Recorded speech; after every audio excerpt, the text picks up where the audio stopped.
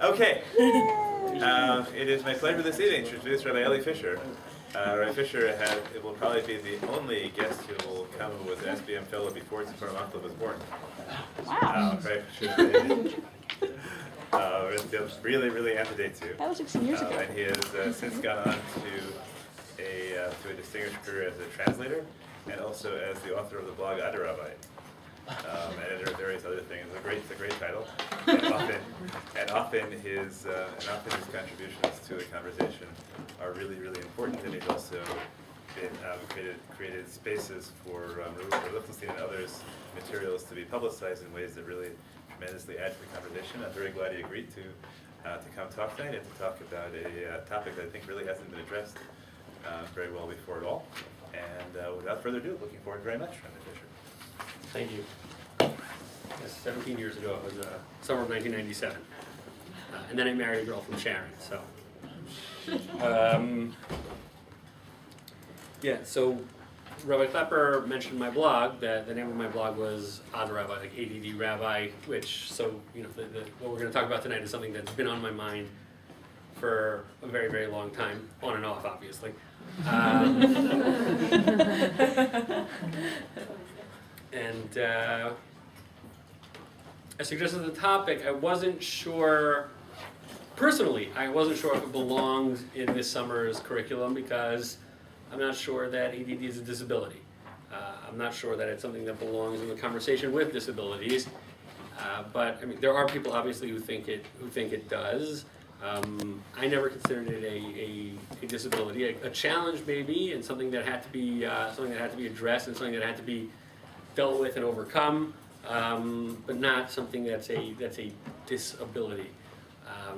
If anything, I think it's got a lot of advantages, and I think it's just a question of, as we'll see, there are certain structures and paradigms of modern education and modern ways of thinking and thinking about thinking that kind of predispose people to think negatively of ADD, and that it doesn't necessarily have to be that. We'll start with a Gemara in Brachos, and it's a great little Gemara. It's 3 lines in the Bavli, and it comes as part of a larger sugya, right? And it's always important when learning Agada, right? Our categorization of halacha and Agada is not a categorization that the Gemara itself makes. The Gemara itself doesn't say, okay, now we're going to do Agada. The Gemara just kind of shifts seamlessly between halacha and Agada, and there are certain things that are very difficult to pinpoint. Is this halacha or Agada? Sometimes halacha is embedded in Agada. Agada is embedded in halacha, and they're clearly distinct terms, distinct genres. But the dividing line between them is not as clear as we'd like to think. So here the Gemara is talking about, it's a sugya of zimun, it's a sugya of benching, in the 7th parak of Brachos, and it says, it talks about who can be included in the zimun, who cannot be included in the zimun, and the Gemara says, "Hakatan hayodea lemim uvarach and mizamnin alav." Right, a katan who knows who you daven to, who you bless when you make a bracha, can be included in a mizumin. And then immediately afterwards, the Gemara tells a story. Abaye and Rava have a yas l'kamei de Rabba. Right? Abaye and Rava were sitting in front of Rabba. Now, Tosfos points out that this is not a halacha l'maisa Gemara, meaning Abaye and Rava were much younger here than the Katan Hayodei L'Mim Mevarchen. Usually we think about it, as far as in Paskin this way today, that a Katan Hayodei L'Mim Mevarchen is somebody that's maybe 12 years old, somebody that's already in the routines of davening and knows what they're doing. And these kids are much younger, but it was Agav Urcha, the Gemara was talking about Katan Hayodei L'Mim Mevarchen, that the Gemara brings in this story about Abaye and Rava and their incipient theologies. And so the Gemara has an ADD moment, which is apropos. Abaye and Rava havu yasve kamei de Rabba. They were sitting in front of Rabba. Amar luhu Rabba, l'mi mevarchen, who do you daven to? Amrile, and they said l'rachmana, right? They said to the merciful one. Rachmana hecha yasif. So Rabba asks them, no. So where does the all merciful one sit? Where does he live? Rava achve l'shmitlal. So Rava points, he gestures towards the roof beams. Abaye nafek levra. Abaye ran outside, he went outside. Achve klape shmaya.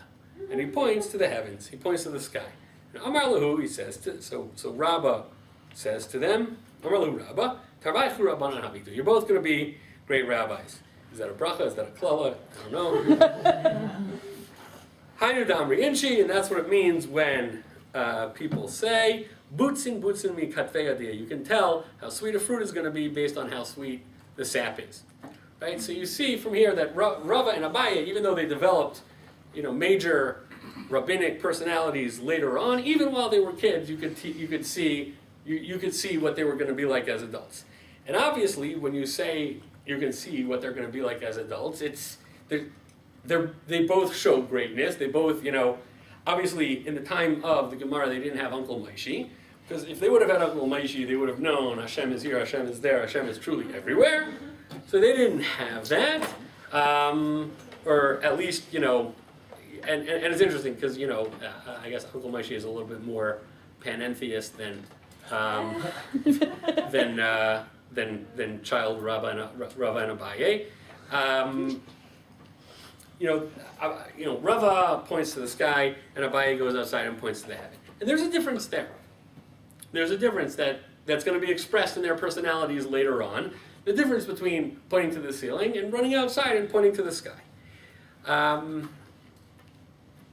If we're going to write a spiritual biography of Abaye, as it were, so Abaye is obviously the one who interests me more, right? That Abaye is the one who, he leaves the building, he leaves the room, the cheder, whatever you want to call it. He goes outside and he finds God, or he points to God. He gestures towards God from outside. We know that there are differences between Rava and Abaye. One of the main differences is that we paskin like Rava and we never paskin like Abaye except for 6 exceptions. Rava is more of a, we see Rava as the halachic hero. He's the one that we always paskin like. But there were other differences that appear in other ways. So in the Gemara in Rosh Hashanah, which is on your source sheet, about Rabba v'Abaye, and there are different yourselves whether it's Rava or Rabba. The base Elli Ka'asu. They were descendants of Eli, and Eli was cursed that his descendants would die young. Rabba, or Rava, da'asak b'Torah, since he was Ozek b'Torah, chaya arbain shnin, he managed to live to the age of 40. Abaye da'asak b'Torah uve gemilas chasadim. Abaye, since he engaged in both Torah and gemilas chasadim, chaya shisin shnin. He was going to live for 60 years. So he outlived Rava because of his integration of Torah and Gemilus Chasadim. And Rashi comments, Kach Shamati, so he shows that he has the girsa of Rava. Kach Shamati, that it was Rava, Uveshchita Schol in Parakaz Rava, Ashkan Rava Delav Kohen who, but we have a problem because Rava wasn't a Kohen. So it couldn't have been that he was from Beis Eli. We Beis Eli, I saw V'yesh Garson, Rabba, Ba'abaye, appreciate like Barabba Bar Nachmeni. Right, so Rashi, the reason I brought Rashi here is because Rashi is saying, the girsa that I heard, right, the girsa that I'm familiar with is that we're talking about Rava, and he has a dachak answer why, but Rava wasn't a Kohen, so he gives a dachak answer, and then he brings another girsa that it's Rabba. So the question of whether or not it's Rava or Rabba, it's not a major question, but I think if we think that it's Rava, if we look at it as Rava, then we see that Rava and Abaye, it makes more sense in the sense as a literary construct, that Rava and Abaye are always balanced against each other. And here you have Rava as being, Rava is marked as the person that is osek only in Torah, and Abaye is the one that integrates Torah with something else, in this case Torah and Gemilus Chasad. And that kind of points to another distinction between Rava and Abaye. I don't want to read too much into it now, but hopefully we'll see that a pattern is going to emerge. So Rav Kook, as many of you know, wrote a commentary on, started to write a commentary on the Agada.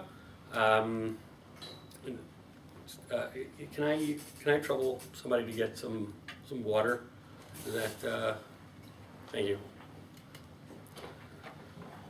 Wrote a commentary on Agada called Einaya. Basically, it's a commentary on the parts of the Gemara that Ein Yaakov is on Maseches Brachos and Maseches Shabbos. And here in Maseches Brachos, he comments on this. He comments on this Gemara, and when I first saw this, I guess about 11 years ago, it blew me away. So he writes, contrasting Rava and Abaye. ישנם חכמים שמגמתם בדעת האלוקים היא על פי הדברים המשוערים והמוגבלים. So there are certain, thank you.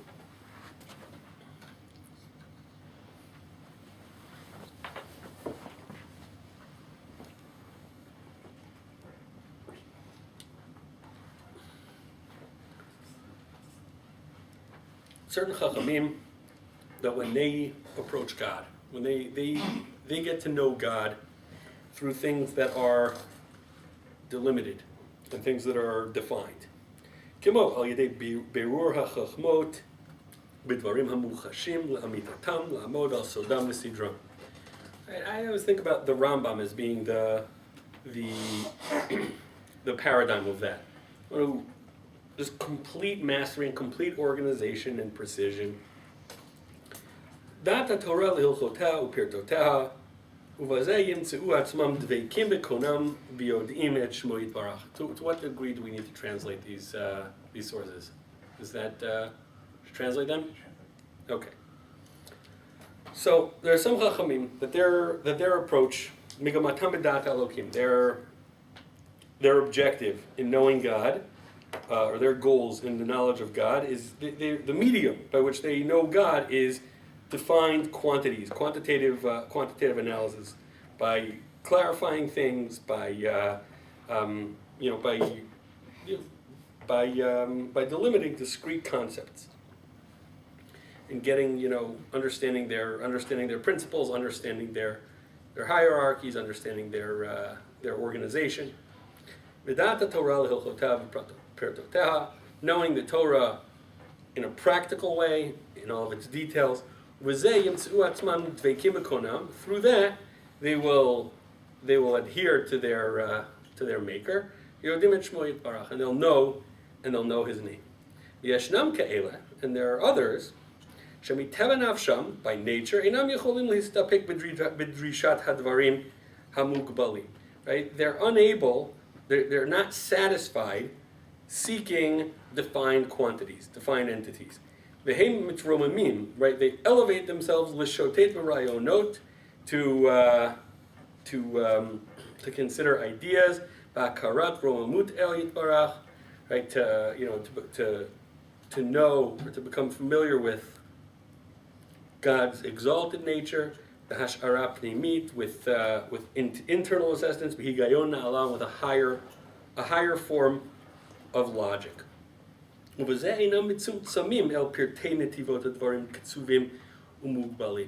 They're not limited, they're not restricted by the details, by the precise and defined quantities.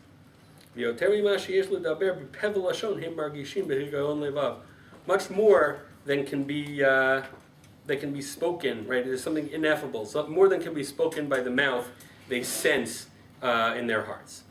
Okay, now Rav Kook, I think it's kind of clear that he's speaking somewhat autobiographically here, right? And anyone that's familiar, and I think he actually, because of that, he in a certain way he overshoots the mark, right? He's trying to explain Abaye. He wants to know what's Abaye doing, and in order to explain it, he writes autobiography. Right, that there are people that can't be contained by the structure. They can't be contained by the house. That's why Rava pointed to the roof. Says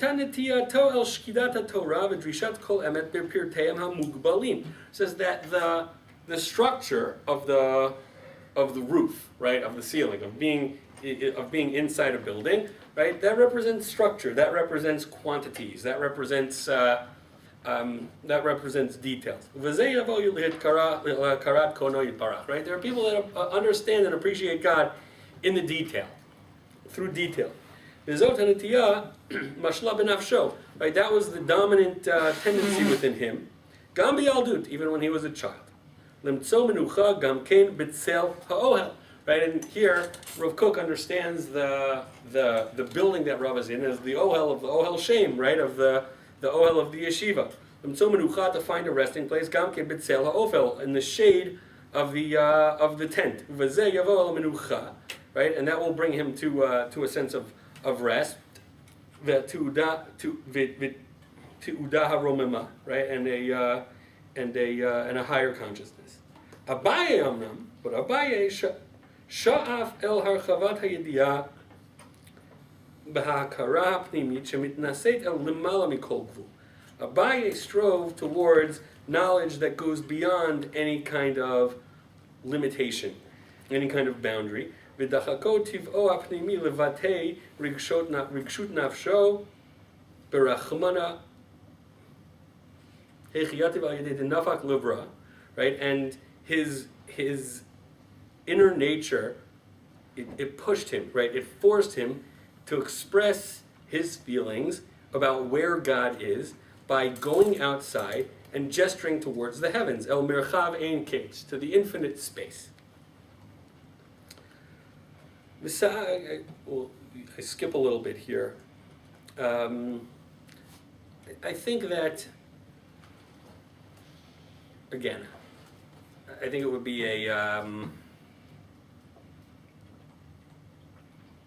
be terribly, number one, disingenuous and also a little bit arrogant to say that, yeah, EDD is like Rav Kook. No, it's not. It's not. But on another level, what's going on with Abaye is something that does speak to the experience of, not just me, but I think it speaks to a lot of people. I'll give an example from my own life. I have a son in second grade. He just finished second grade. His Rabbi, his Melamed, they call them, wonderful, wonderful teacher. At the first parent-teacher conference, I wasn't even there. We tag team. I go to some, my wife goes to some, and he says, your son is a wonderful, wonderful kid. Schools weren't built for him. Right? He wants to go beyond the boundaries of the classroom, and unfortunately, in the classroom he can't do that. Right? So we have to figure out a ways for him to be productive in the classroom, but he really wants to. He wants to learn, and he's a smart kid, and we just have to figure out, because unfortunately it's not geared towards him. The structure of our schools are not geared towards kids like him. And Rav Yaakov Kamenetsky said it in a very in a much more succinct way, that our schools are, he called them Sdein Betlach, Procrustean beds, Mitot Sdom. That the sense that you get from Abaye is that Abaye and Rava are sitting in a classroom, and the teacher asks, okay, where's God? And Rava, the good student, is raising his hand, and he points to the sky, and Abaye runs outside. Imagine him in a contemporary classroom. It's like, where are you going? Right? Yes? The problem is they both respond physically to a question in words. So you can't say that Abaye is that much different from Rabbi, since they both clearly don't answer in the medium that was intended. Interesting. Yeah. Where go with that? Where do you what do you think is the significance of the nonverbal answer? I don't know. I just don't think that you can claim that they're that different when they both answer physically and one of them just goes a little bit further. You don't have to say that they're that different. You just have to say that they're different. Meaning that they're giving different, they're gesturing differently even within the same context. Like within a single context, you say, oh, Abaye is trying to outdo Rava. I can't just point out because Rava already did that, so I have to one up him. I once did a little experiment. When I was teaching, I think it was in 9th or 10th grade. I went through the story. I didn't learn any commentaries, and I said, okay, tell me what the difference is between Abaye and Rava. You know, and we made like even like one of those like on the blackboard. Right, we had like Abaye in one column, Rava in another column, and it was amazing the different kinds of answers that we got. Some of the more I guess the more intellectually inclined kids in the class said like, oh yeah, you know, one sounds more like Rav Soloveitchik, one sounds more like Rav Cook. Another kid, and it was a mix. It was at a community school, and we were in Dallas, Texas at the time. One kid was like, "Yeah, Rav is Orthodox, Abaye is Reform." We had different, but it was great. It was exactly what I was going for because like each kid is kind of projecting his own kinds of like who's in the building, in the structure, right? Working with that kind of detail-oriented, confined space, and who's the one that's out there free, like looking, in the broad expanse. Yes. I actually read it exactly the opposite, especially based on a lot of other things I've heard from Abaye. I think he's trying to be more precise and point to exactly where he's looking for it. So as to Rava, just pointing in general direction, it's obvious what he means. And especially in a lot of other places, Abaye tends to be more detail-oriented. Abaye is more hyper-literal. To be precise and to be hyper-literal. Okay. I hear that. That's how I read it also. Okay. I would say that your ADD analogy still stands with you as reading. Because Abaye is still walking out of the room and saying the more precise answer is available there and I'm going to cross that threshold. Right. That's interesting. Interesting. Meaning sometimes inside the classroom the tools aren't always there. I've been encouraging, my wife's still a teacher. I got out of teaching about 7 years ago. Apparently my bad experiences in classrooms did not end when I was in the student side. Continued even when I was on the teacher's side of the room. It just, one of the reasons that I relate to this Gemara is that I always felt extremely stifled in a classroom. And sort of, it's very much what you're saying, that, sometimes the answer was available outside the classroom. Like, let me go get an encyclopedia and I'll get you a better answer. And like, even today, it's like, let me Google it. Let me look it up. Let me, something that lets me get out of these dalaramas. Yes? I agree with both, but I think that Rafa's giving what he knows is the right answer. Like, he's the cooperative student who's doing what's expected. And Abaye is the totally out of control student who has the better answer. But you're never going to get it from him because he's not here anymore by the time he gives it. Yeah, what I call the restless genius. A couple of months ago, and again, this brought this back into, after a number of years, brought these Gemaras back into my the forefront of my consciousness. There was some article in a prestigious publication called The Lakewood Scoop that lamented the fact that over-medication is the bane of this generation. All of the really talented kids, all of the restless geniuses, all of the we're over-medicating them in order to be able to keep them in control. And my initial response was like, okay, it may be true that over-medication is not good, right? We'll grant that over-medication is not a good thing, but he's misdiagnosing the problem. The problem is not over-medication. The problem is that our classrooms are not structured for certain types of kids, and therefore we deal with these kids by giving them more and more medication so that they're more and more docile.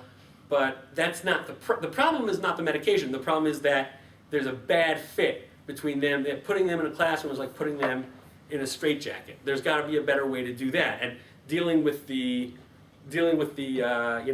not dealing with the problem. You're dealing with one particular symptom of it. It's a bad solution.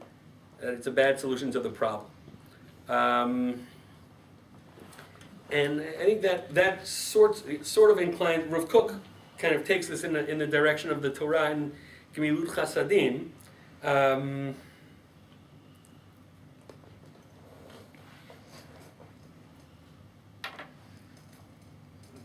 After the ellipsis, about 6 lines from the bottom of Rav Kook, the Sa'ad Davar, right? A support for his reading of this distinction between Rava and Abaye. Ba'om Ramzal Rava asak b'Torah chai arba'in shnin. So here he takes Rashi's original reading of that it's talking about Rav and Abaye, not Rabba and Abaye. Abaye da asak b'Torah ugemilut chasadin chai shitin shnin. Ki ha'ish shemitnasei el mirchav gadol b'sheifot rayono. Right, the man who mitnasei, it has negative connotations in modern Hebrew, like condescending. But here it means the man who is lofty, who goes to these greater spaces, b'sheifot ra'ayono, through the striving of his ideas. Lo yuchal kalei et rucho rak b'shlemut achat. He cannot, and it's a beautiful phrase. He can't imprison his spirit with only one type of perfection, with only one type of wholeness. Just as he extends out toward in all avenues of inquiry, so too he elevates himself with all forms of wholeness, or all forms of perfection. I like wholeness better. Aval Rava matzav b'Torat Hashem chefetzo, right? He found what he wants only in God's Torah, right? And here he's right. It's Tehillim Parak Aleph that he's quoting Kiyim b'Torat Hashem chefetzo. V'lo haya efshar lo lihi pared me'ahavata shel Torah sheshaga ba'ahavata ad ein kates. Right? He couldn't leave Torah. Here you have echoes of Ben Azai. What can I do? I'm addicted to Torah, right? He loved Torah so much that his love for Torah his thirst for Torah was unquenchable, right? And he focused only on that. Abaye had a broader approach. He was trying to find wholeness and perfection in everything, and no avenue of inquiry and no avenue of knowledge was cut off to him. It could be that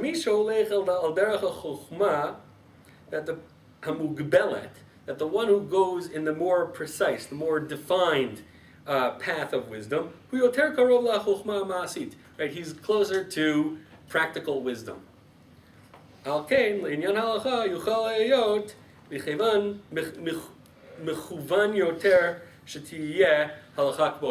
why we paskin like Rabbi, because he's not all over the place, right? He focuses on halacha, and he's single-minded. His single-minded pursuit is halacha. So therefore, yeah, maybe it could be.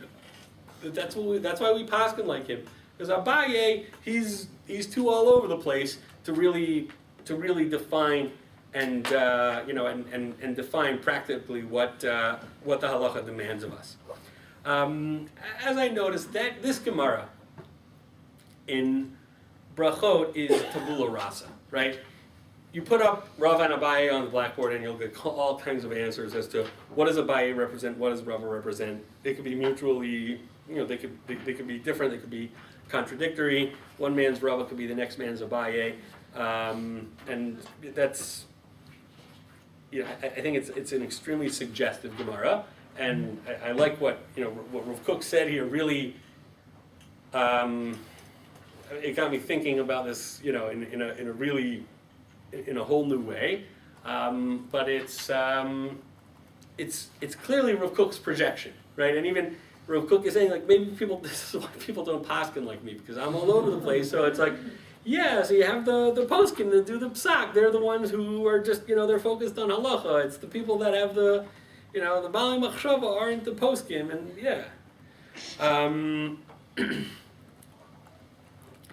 but his suggestion that sort of connecting Torah to Gemilut Chasadim is it's not that there's a bifurcation here, that he has Torah and then he also has his Gemilut Chasadim. Is that his Torah is the natural expression, the natural extension of his Torah is that it incorporates other things. It incorporates Gemilut Chasadim.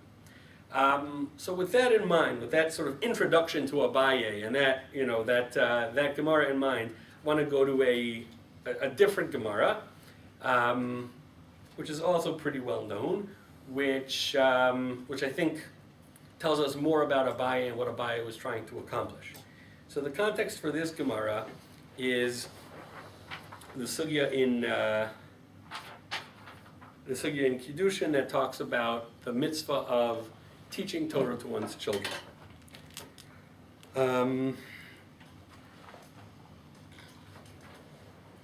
If you look at the whole sugya, right, meaning not just the story that we're about to read, the whole sugya demonstrates that this mitzvah is very individuated, right? That the mitzvah of several mitzvot, but this mitzvah in particular, it's individuated. That not every child requires the same thing, and there are certain there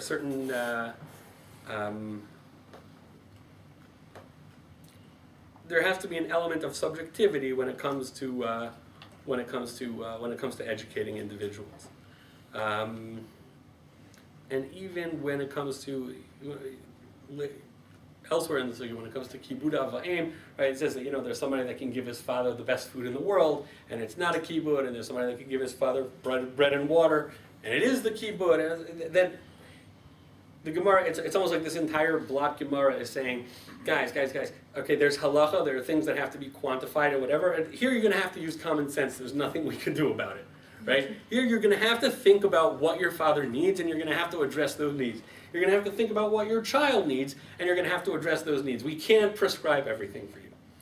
So that's the starting point for this Gemara. That's the context of this Gemara. Tanu Rabbanan, hulul mod uvno lil mod. Right, that a father and a son, they both haven't learned, they both haven't gone to yeshiva, right? We have enough tuition money to send one of us to yeshiva. Who should go to yeshiva? Who v'no lilmod? Who kodem uvno? Right? He takes precedence.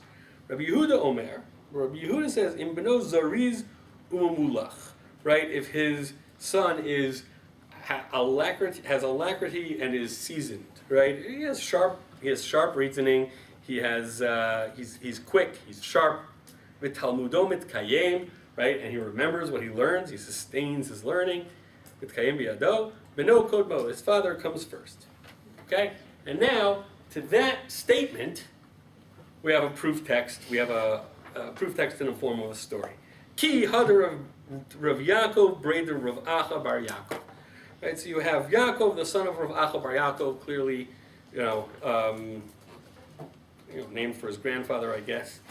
Shadre Avua l'kameda Abaye. His father sent him to learn with Abaye. Kiata, when the kid came home, Chaze delo haya mechadedan shma'ateh. He saw that his son's learning wasn't sharp. Amarle, Ana adifa minach, I can learn better than you. Tuv at, you come home. The ezel ana. So the proof text here, presumably, is that Rav Acha bar Yaakov thought that his son was a very bright kid. His son was one of those exceptional cases of Zariz Umulach with Talmudo mitkayem. But when he came home from vacation, he realized that was not the case. So he says that we revert now to the original halacha, which is who kodem livno, right? Because you're not Zariz Umulach with Talmudo mitkayem. So you don't take precedence over me, I take precedence over you. You come home, you mind the grocery store, I'm going to yeshiva. Shoma Abaye, so Abaye then heard the kahava ati, that Rav Acha bar Yaakov was coming. Havahahu mazik, there was a disruptive force, a demon, some sort of agent of harm or damage. Be'Rabbanan Abaye, in Abaye's yeshiva, in Abaye's rabbinical seminary. The Chavu Eili betrain, even then when they would come bechavruta, right? And demons generally only attacked people when they were alone and at night. But here, Chavu Eili betrain afilu biyamama, even when they were in multiples, and even during the day, have a mitzaki. It was damaging them. It was harming them, right? So Rav Yaakov bar Acha bar Yaakov wasn't the only one who apparently was having a hard time at Abaye's yeshiva. Abaye's yeshiva, there was this problem, this mazik, that was endemic to Abaye's yeshiva that was preventing anyone from really getting much learning done. So Amar Lahu, so Abaye says to them, Lo leitiv inish ushpiza. Nobody give this person lodging, right? And this is significant coming from Abaye who integrates Gemilut Chasadim with his Torah. He says, nobody invite this guy home. Nobody give him lodging. Efshar mitrachesh nisa. Maybe a miracle will happen. All he came up, Rav Acha bar Yaakov came, but b'hahu be'Rabbanan, he took up lodging in the yeshiva. Idmile, the demon, appeared to him kitanina deshiva reshvate, as a seven-headed serpent. Kol kriya dekara, so he started davening. So I would imagine most of us would do when confronted with seven-headed demons, seven-headed monsters. Kol kriya dekara, every time he bowed down, natar chad reshe, one of its heads fell off. Amar lahu l'machar, he said to them the next day, Ilo it rachash nisa sakintin. Right? If not for the miracle that would have happened, I would have been in danger. So, in terms of hermeneutic keys, right? How do we understand this Gemara? Right? You could take it at face value, which is something that I'm generally loath to do, even if at some level it is supposed to be taken at face value. There's too much strange stuff going on there that you start looking for something else. You start looking for a different explanation. So I think there are three keys that that serve as a starting point. One is the context, which we started to address. You have Yaakov is clearly a very bright student, right? To the point that his father, who was no slouch, thought that his son belonged in yeshiva instead of him. But in this particular case, the child's brilliance doesn't translate into academic success. The second key is going to be Abaye himself, right? As we saw, that Abaye represents something. Abaye represents integration of Torah and Gemilut Chasadim. Abaye represents going outside to find God as opposed to staying staying inside. And then the third key is this image of the seven-headed serpent. The seven-headed serpent is a surprisingly venerable image. It appears in a very wide variety of cultures. The reference to it in the Gemara is actually a pretty late employment for this venerable beast, and it's hard to determine precisely like what it means and what's it's symbolizing in a particular case. But something that is, it comes up in the Book of Revelations. It comes up in Greek mythology. It comes up in Sumerian mythology. It's all over the place. And it's fair to say that it represents both a chaotic force and a creative force. Like an uncontrolled multiplicity or an uncontrollable diversity. Something that's primordial and undisciplined. Okay, that's what it represents whenever it comes up. It's this primordial beast that has to be harnessed and has to be controlled in order for the world to function properly. It has to be overcome in order for order to be made out of chaos. It's literally it's chaos. It's chaos. The Maharal, just on the back of your pages, the Maharal picks up on that. In his commentary on the Agadot here, Kasher haya korea haya nofel min echad min harashim havena davar hazeh. Understand this. Ki hakriot. Oh, I'm sorry. These are. Read this, the second column first. It got backwards. I put it in there backwards. It appeared to him as a seven-headed serpent. V'hatam hazeh.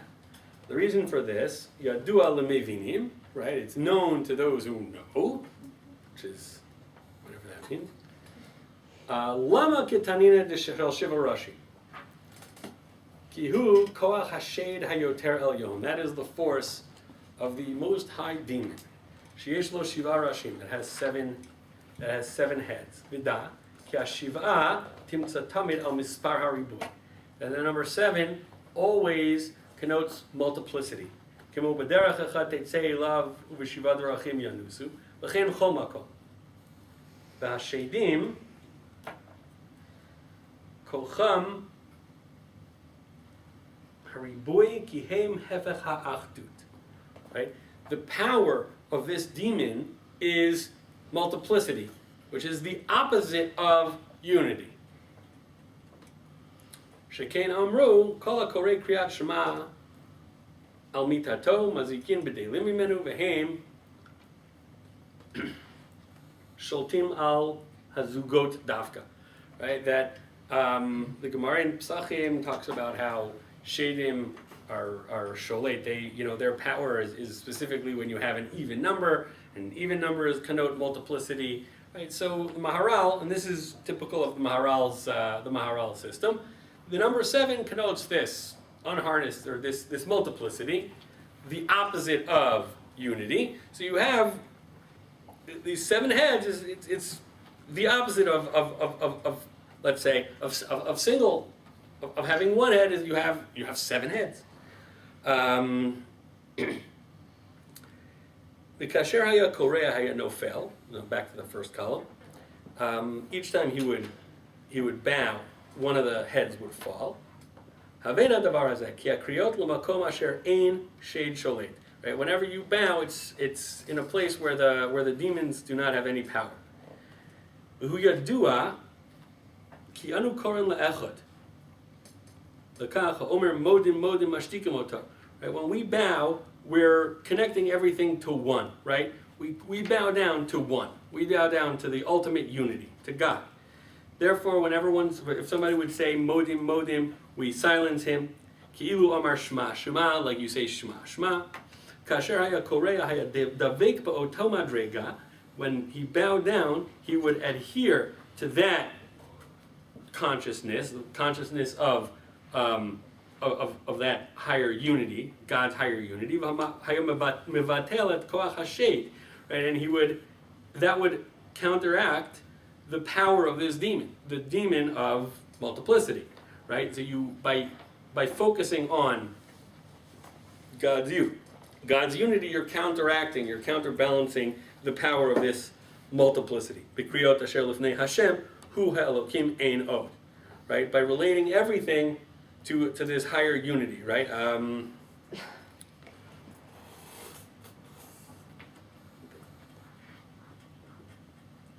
Hashem hu Elokim einod.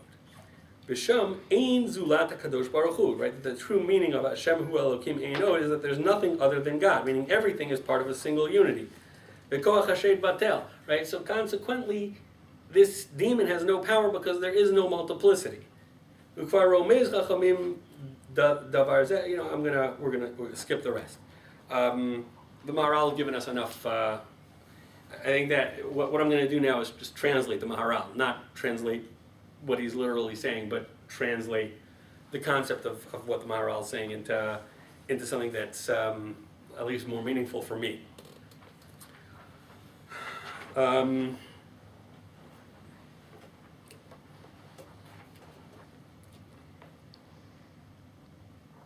Abaye's yeshiva has this demon that's killing morning seder. Okay? People can't focus there. Even when there are very bright students, like Yaakov Bar Acha Bar Yaakov, his lessons aren't sharp. What I would suggest is this. Abaye, who is this champion of integration, of Torah and Gemilut Chasadim, opens a yeshiva. And I would expect that Abaye's yeshiva is a dual curriculum at least, because you have to have Torah learning and you also have to have time to train the next generation of Gomlei Chasadim. And Abaye, who we saw Rav Kook say has these multiple shlemuyot, right, has these these different directions, that his personality, right, seeks perfection in multiple areas, his yeshiva is trying to explain, is trying to raise a generation of students to be just like that, and it's not working. And the question is, why not? And you have this demon that's making sure that it's not, right, that's this disruptive force that takes the form of a seven-headed monster, that's keeping Abaye's students from success. Now, I'll tell you, I'm of two minds. Of how to read this monster, right? And I think that on a certain level, it's the same. It's the same thing. It's two things, but it's really one. Abaye's, it's easy to read it as ADD, right? It's easy to read it as there was something that was distracting the students, right? And that's what's going on here. These students are distracted, but that doesn't answer the whole thing. Okay, what? He's opening a yeshiva for distracted students? Maybe, yeah. He's opening a yeshiva for very bright kids who aren't having success in learning for whatever reasons. Abaye, it could also be a critique of modern Orthodox education writ large. It's a critique of the dual curriculum, right? That when you have a multiple curriculum, right, and everything is divided into disciplines, right, and you have, okay, everybody close your math textbooks and open up your science textbooks, close your science textbook, open your chumashim, close your chumashim, open up your whatever it is, your grammar book. You're going to create a situation where you're not going to have any passion for anything, right? You're not going to have any. You're going to have a bifurcated view of the world, or not just bifurcated. Bifurcated implies two. You're going to have 7 different or 10 different, distinct disciplines through which you look at the world. If Abaye is trying to create, or if Abaye is trying to train these well-rounded adults, right? Somebody that's going to be integrating both Torah and Gemilut Chasadim, is going to be grounded in Torah, but is also going to be very worldly. Is also going to be a community leader. The way to get there is not by dividing education into different departments.